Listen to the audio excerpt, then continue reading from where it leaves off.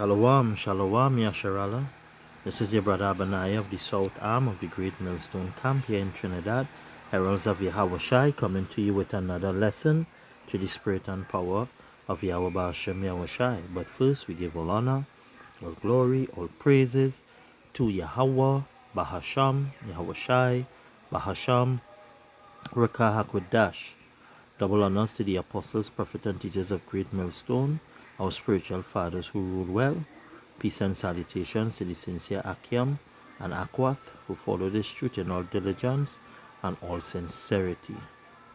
Now, the lesson today is a lesson that I do with a heavy heart as well as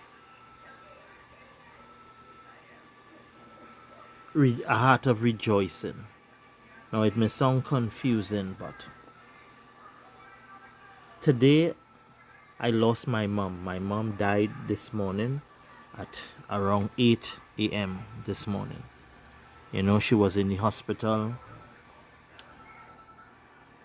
battling an illness, you know, and she fought as best as she could. But unfortunately, due to her having a low blood count and it kept dropping, her body was actually too weak, you know, and as a result, she passed. Now, this is a little testimony here, folks. I dreamt my mother's death a couple years ago, and in the dream, she was breathing heavy, like on her last breath. And I held her hand and I said, "Mom, you're going to die. But you don't have to die not knowing the truth and not knowing who the Lord is." And in the dream, I was telling her to call upon the name of the Lord. You know? And back then, I didn't know the name of the Lord, but that was the dream. I was telling her to call upon the name of the Lord, and I'd let her know, "Mom, He will comfort you. He go make it easy for you. He wouldn't leave you. He wouldn't forsake you." You know, and I remember waking up out of that dream, you know, with the hope that that never come to pass. But unfortunately, it came to pass today.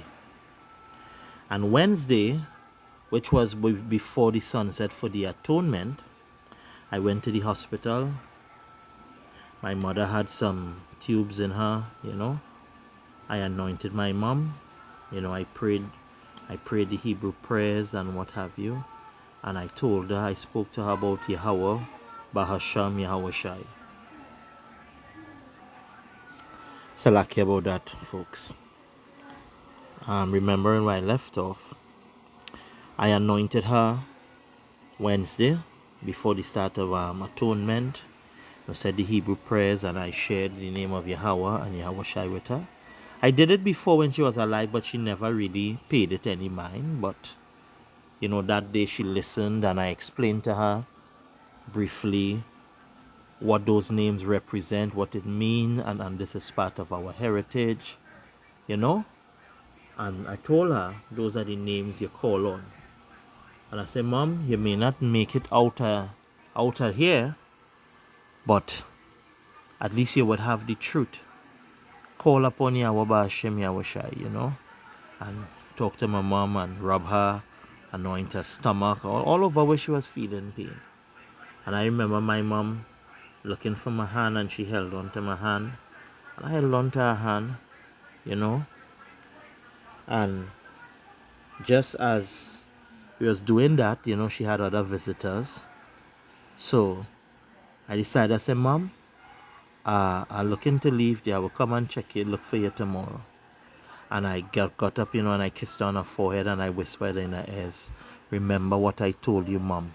Yahweh, Yahweh Shai." I said, "Call upon those names." And I left.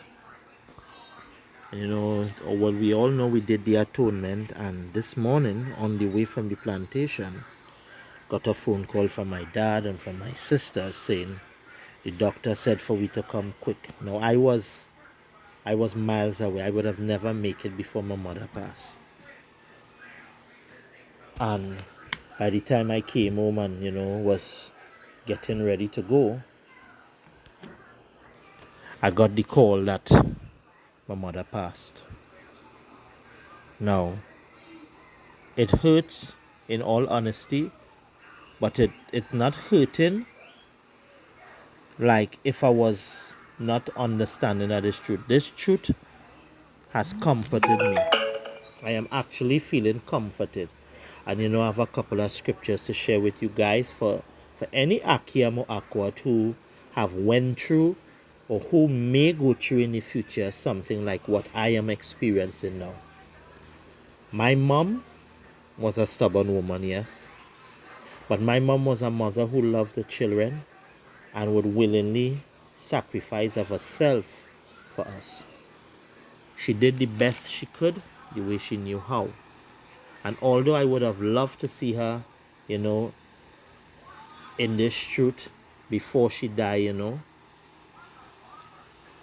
I trust and believe that that day when I anointed her and I gave her the names, she remembered it because the doctor told our family that this morning when they was going to, make the check on her and take care of her, my mother told the doctor, she bat away his hand and said, "Don't touch me.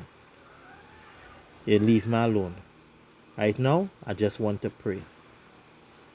And my mother prayed and the doctor said, my mother was praying and after that, she gave up the ghost. She died.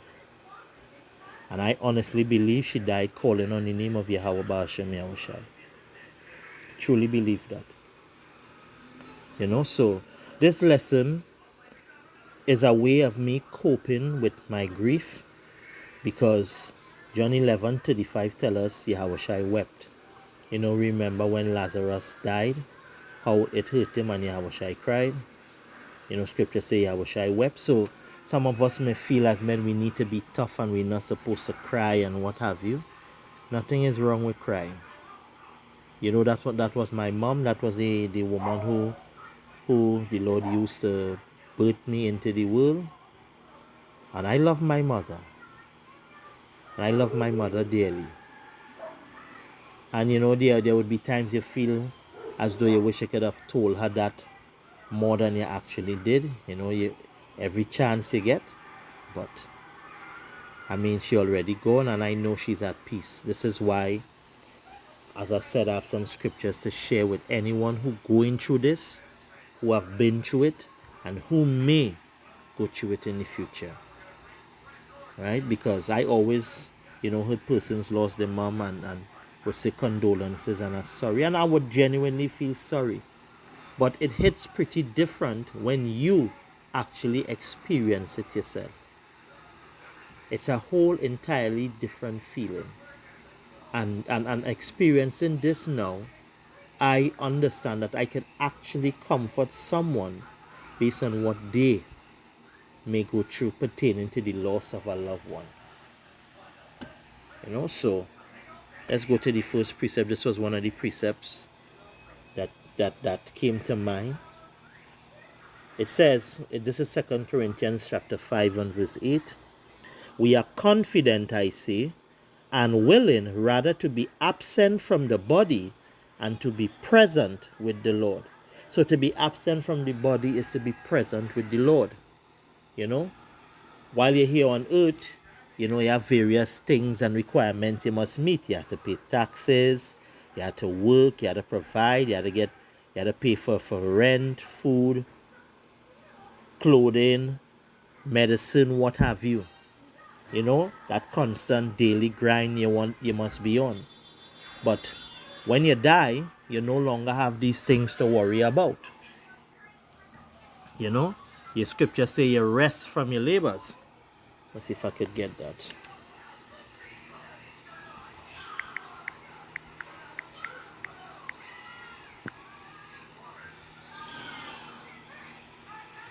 Yes.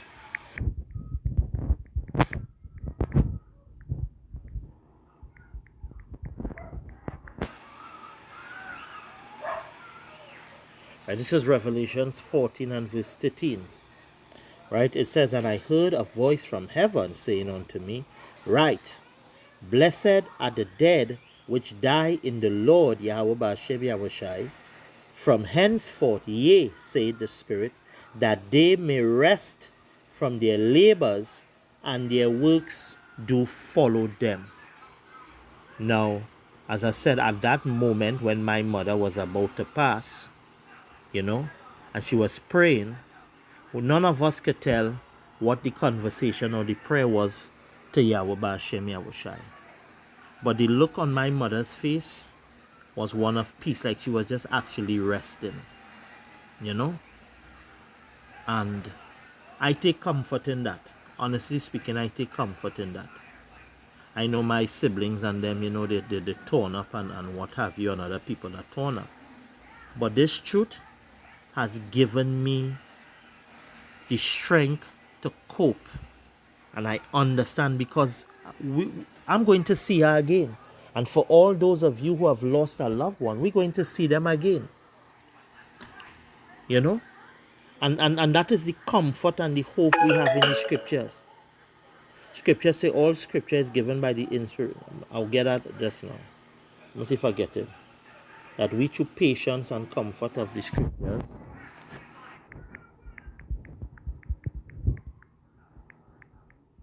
get that precept and select here.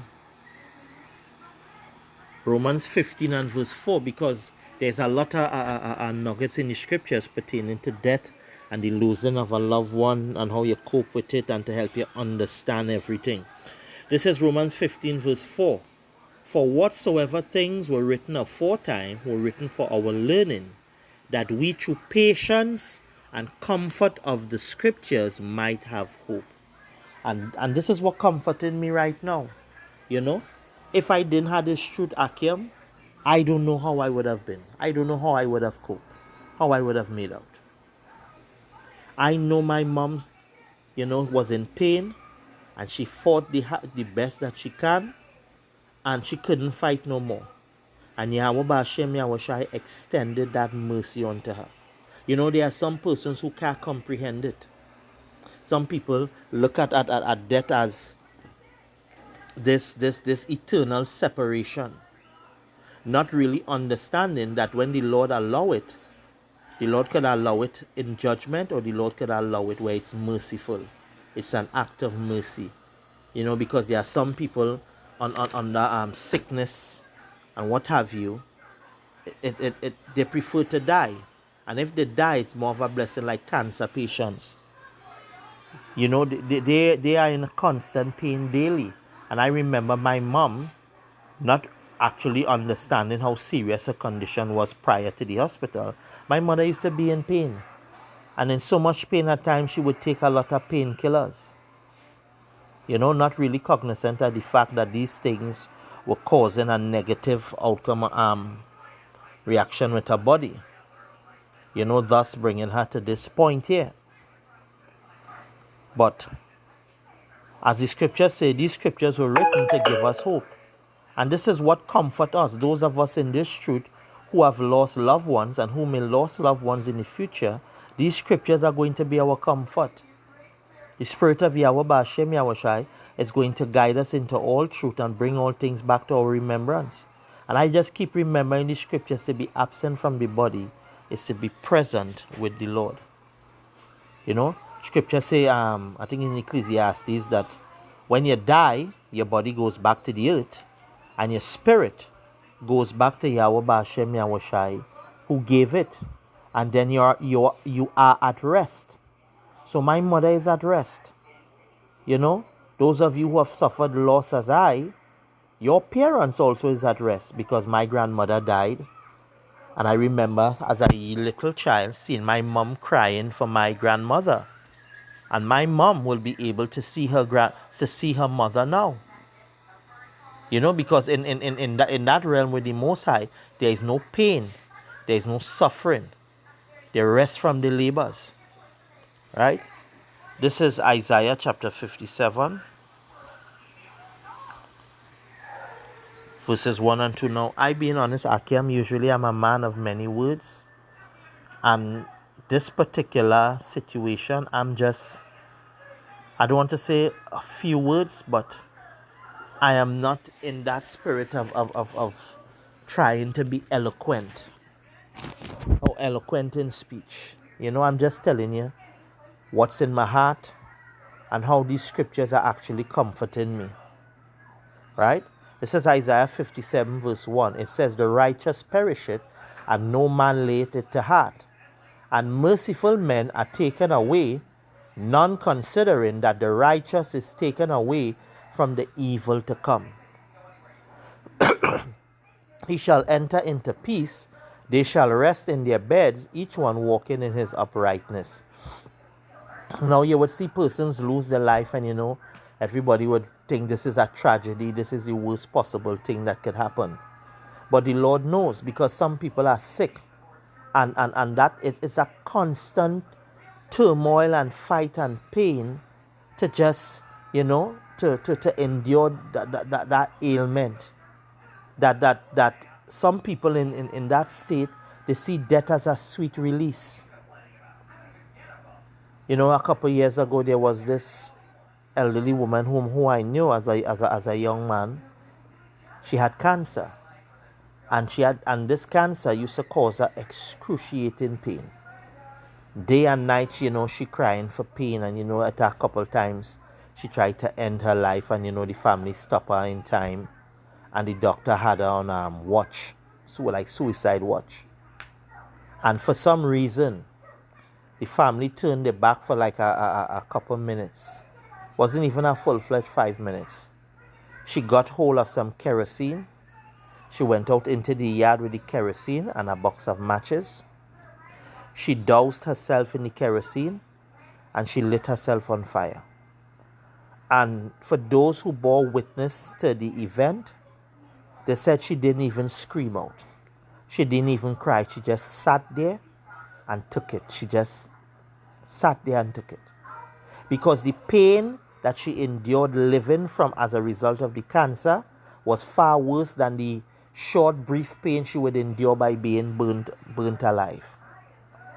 So sometimes when you see people suffering, some of us just want to hold on to them for selfish reasons. Because we want to feel comforted. But we're not thinking for a moment that they want to feel comforted. And the way for them to be comforted is for them to leave this body, this sick, frail body. This is why Yahushua is coming to change our bodies. From this mortal, that the mortal may put on immortality, and the corruptible might put on incorruptible. Because these bodies are subject to decay. You know, chains are darkness. And as I was telling my siblings today, that husk that you see in there, that's not our mother. That was just the vessel the Lord chose to house her spirit. But the true essence of who she are is with Yahweh Ba'Shem Yahushai. And she is at peace. You know, so a lot of people go through this and they will allow themselves to be overwhelmed with grief. But when you go to these scriptures and you read these scriptures give you hope. It fills you with a sense of comfort, knowing that, hey, she's at rest, she's with the Most High. Your loved one is at rest. And this type of peace, Yahushua did promise to give us the peace that passeth all understanding. This is something the world can understand. How you could suffer a loss like that and still be strong. You are a real strong person. We are not strong. Scripture says, I can do all things through Yahushua HaMashiach who strengthens me. Yahushua is our strength. Yahushua is my strength right now. It's Yahweh Ba'Shem Yahushua I'm depending on for my loins to be girded like a man. You know? Let's get another precept. Let's get Sirach chapter 22.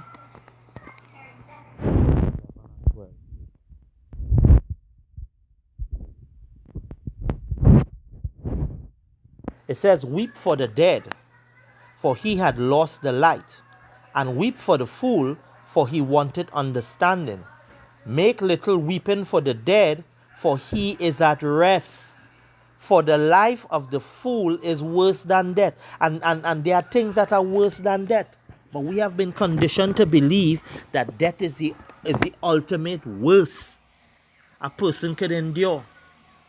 And the scripture tell you, what the scripture tell you, make little weeping for the dead, because you weeping for them and them going home to and be at peace. You know, when Yahushua was on the cross and he saw his mother and the other women weeping for him, what Yahushua said, weep not for me, but weep for your sons, weep for your daughters.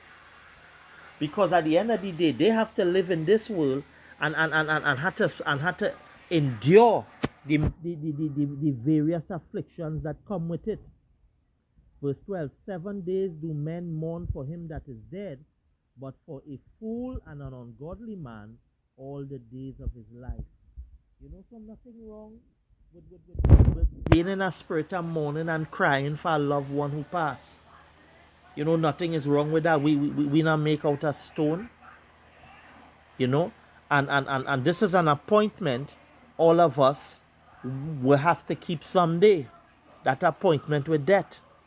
Remember, this is not the first time we were on the earth. Reincarnation, regeneration are biblical fact and principles in the scriptures. This is not the first time.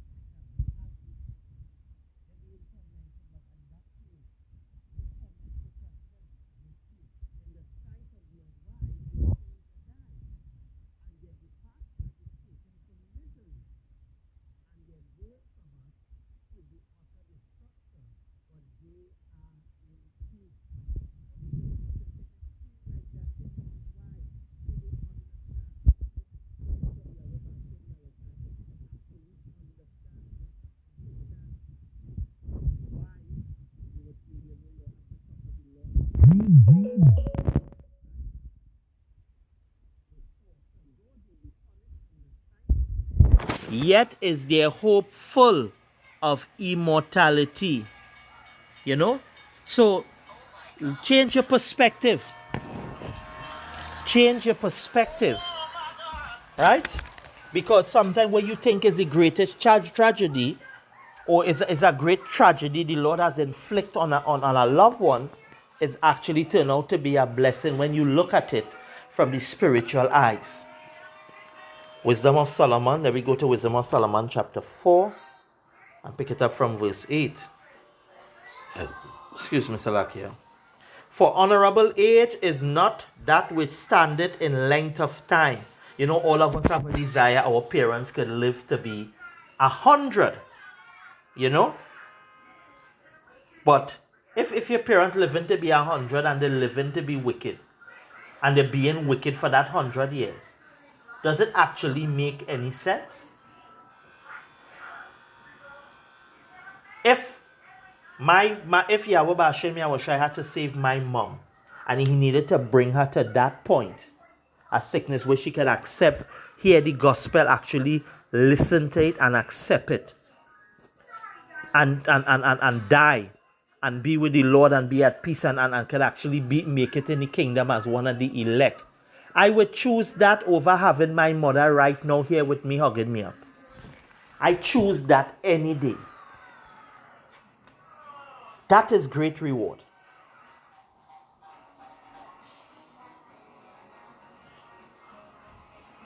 This is continue verse 9. But wisdom is the gray hair unto men, and an unspotted life is old age.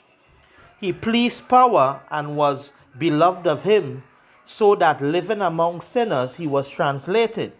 Yet speedily was he taken away, lest that wickedness should alter his understanding, or deceit beguile his soul. And this was talking about Enoch. If I remember clearly, pertaining to Enoch. Right? So sometimes when you lost a loved one, the Lord knows why he took them. You don't understand it, and unless you're in the truth, you would never understand it. You would never be able to accept it, or actually make peace with it.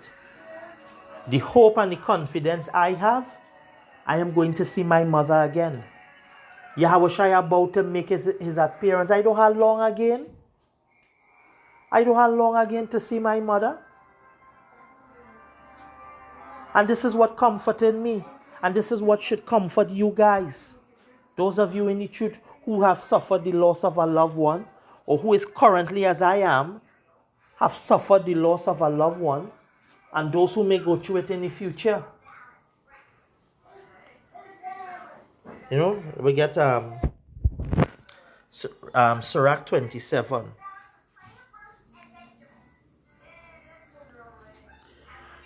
And take it up from verse 28.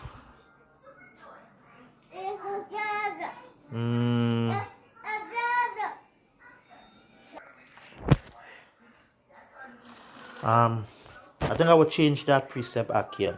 And go to 1 Thessalonians chapter 4 and verse 13.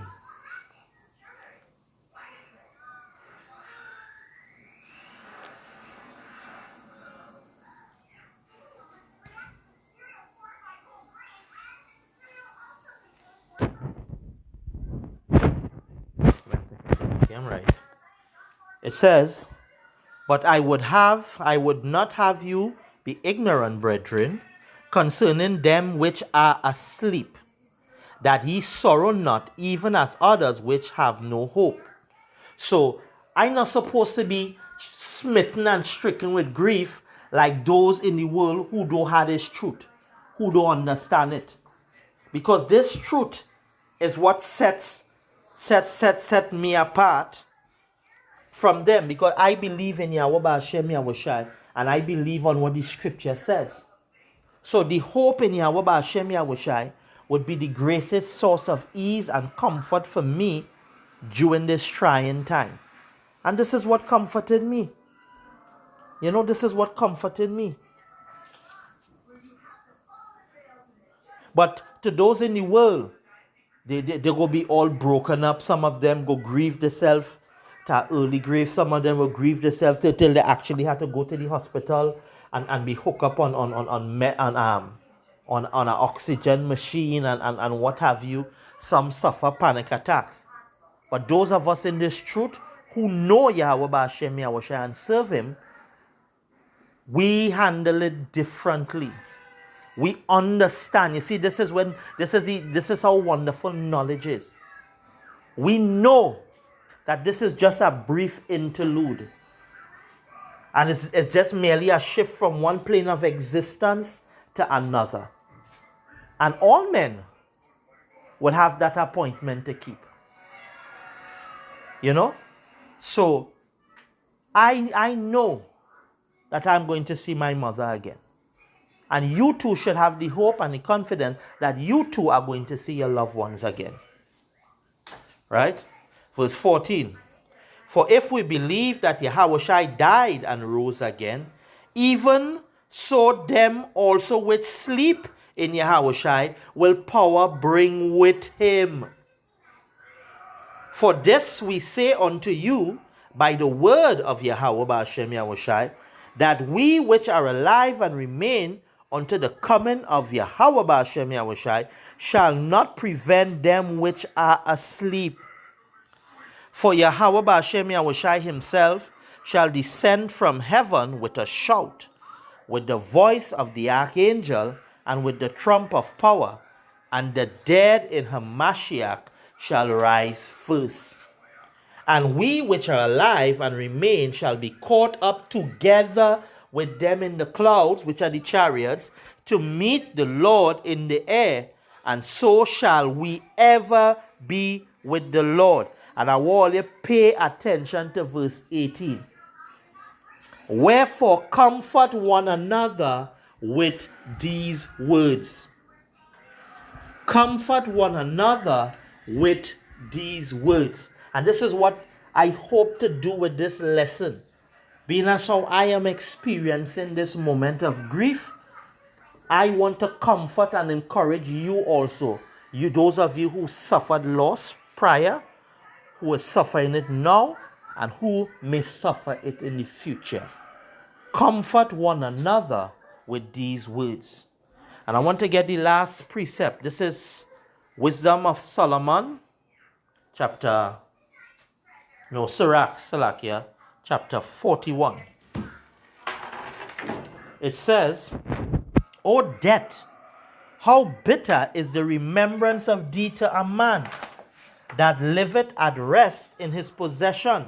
So people who have great possessions, they don't want to die. They see death as the ultimate enemy that they have to do whatever it takes to avoid.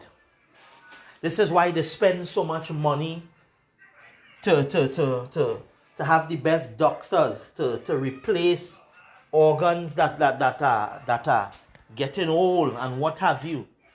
The drinking of adrenalized blood, all these things in the bid to extend their life. Because why? They have so much possessions, they fear leaving it behind. So death is viewed as the ultimate enemy to the rich. Right? Verse 2. Oh, Salakia. I'm continuing. Unto the man that had nothing to vex him, and that had prosperity in all things, yea, unto him that is yet able to receive meat. O death, acceptable is thy sentence unto the needy, and unto him whose strength faileth. So those who suffer in poverty, those who are suffering illness or ailment, they see death as a sweet release. They see death as a way to escape this suffering of this world. So you see, the perspectives are different. One viewed death as the ultimate enemy to flee from, while the other welcomes him and see him as their way out. Right? O death, acceptable is thy sentence unto the needy, and unto him whose strength faileth, that is now in the last age, and is vexed with all things, and to him that despaireth and had lost patience. And this is why some people commit suicide, because why? They lost patience. They could no longer hold on. They feel it too hard, it's too difficult, it's too painful. And some people decide to take matters into their own hand. There are others who plead with the Lord to end the suffering. Verse 3, fear not the sentence of death. Fear not the sentence of death. Remember them that have been before thee, and that come after thee, for this is the sentence of the Lord over all flesh. So all of us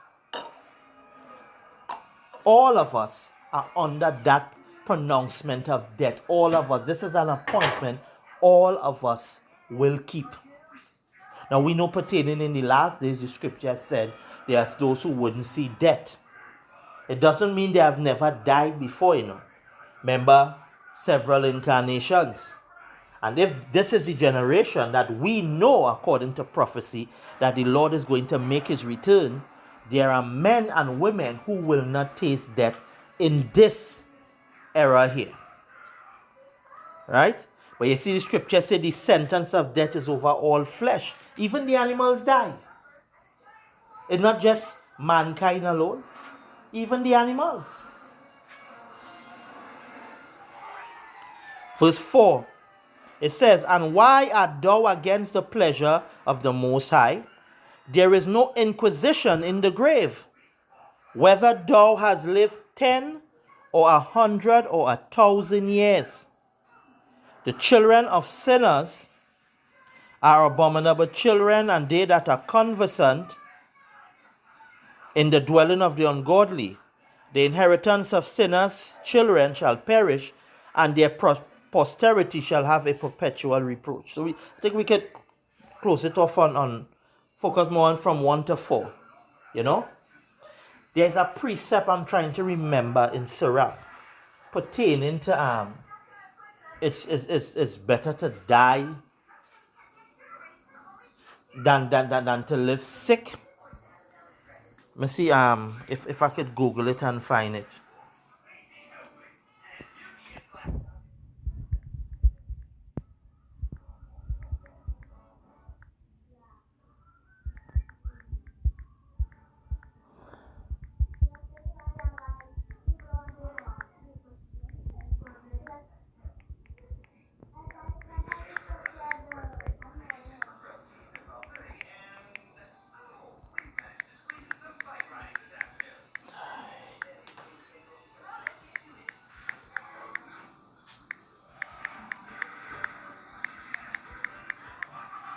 Hopefully this.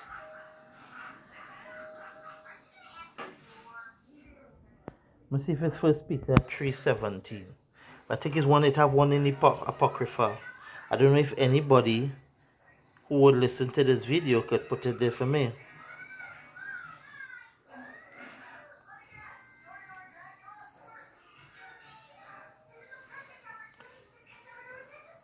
Oh, this is not it. Well, as I said, Akim and Akwat, there is a precept pertaining to that in the Apocrypha. Right? And I want to leave you, Akim, with this final precept. You know, comfort one another with these words as the scriptures say. It's Revelation chapter 21 and verse 4. This is what the Lord Yahweh B'Ashem Yahushai promised. And power shall wipe away all tears from their eyes, and there shall be no more death. So we are looking forward with hope, with great hope, the day when Yahushai comes and he puts this world back in the right proper order, where there will be no more sadness, no more hunger, no more pain, no more death. Neither sorrow nor crying, neither shall there be any more pain, for the former things are passed away. And with that, I pray this lesson was edifying through the spirit and power of Yahweh B'Ashem Yahushai. I'm your brother Abaniah of the South Arm of the Great Millstone Camp here in Trinidad, saying Shalom till the next lesson.